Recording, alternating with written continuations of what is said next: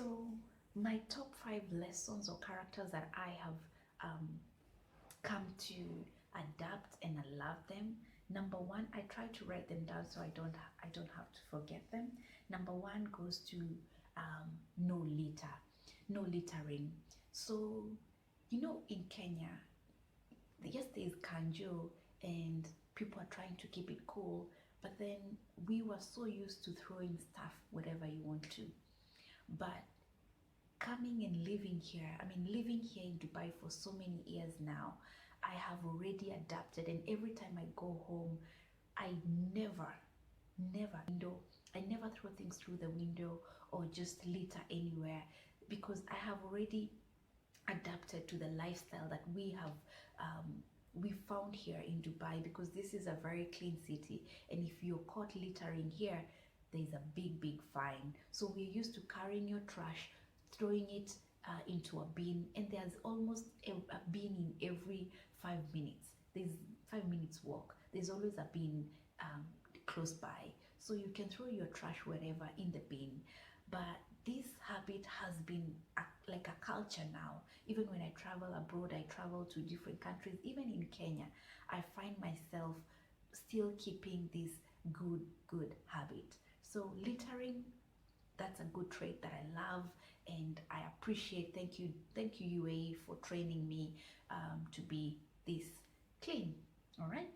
So number two character that I appreciate learning from UAE is obeying the traffic. Let me break it down to crossing the road.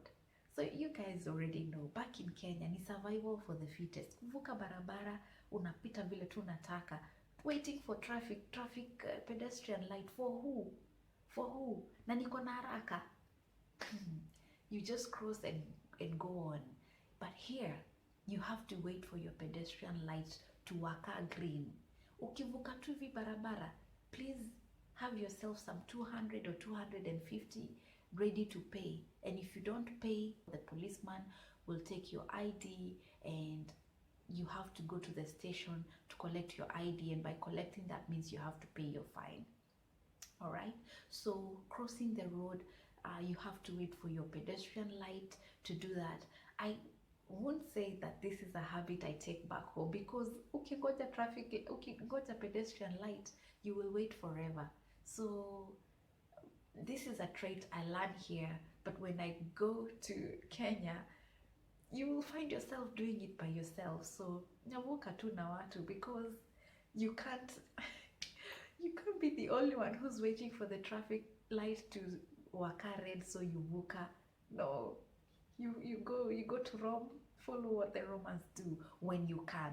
But if everybody in Kenya was waiting for the pedestrian light to waka green, I would always do the same, because this is something that I'm already used to.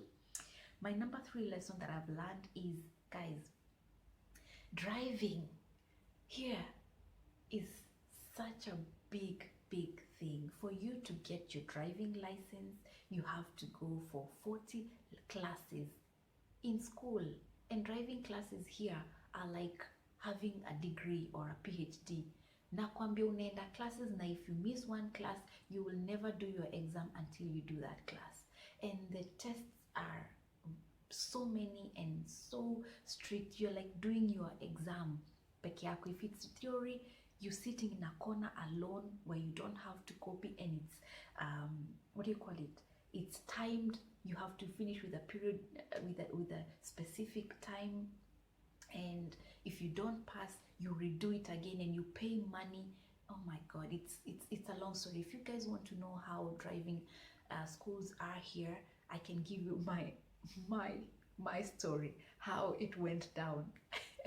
So that's number 3. I'm going to say indicating while driving here in Dubai. Kenya, mtu anapitanga tu hivi hivi.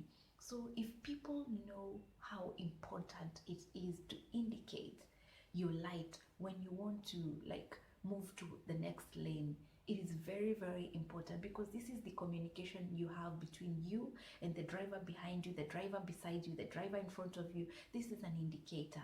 It's a communication. and it's so important, and that is followed so much here. And believe me, everybody who drives here is such a disciplined driver back home. And believe me, there's so many people who drive here in Dubai but can't drive in Kenya, because Kenya na matatu. And so, oh my God, that's number 3 lesson: indicating while driving.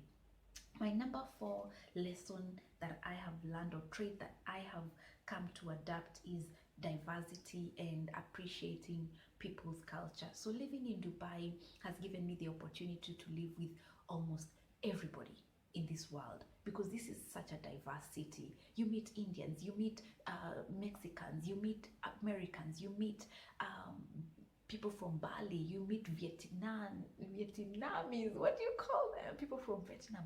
I mean, everybody from every continent, you meet them here, and probably you work with them. So how they do their stuff, how they approach things, because you live with them for quite a number of time or years, then you get to appreciate this is how these people do their stuff.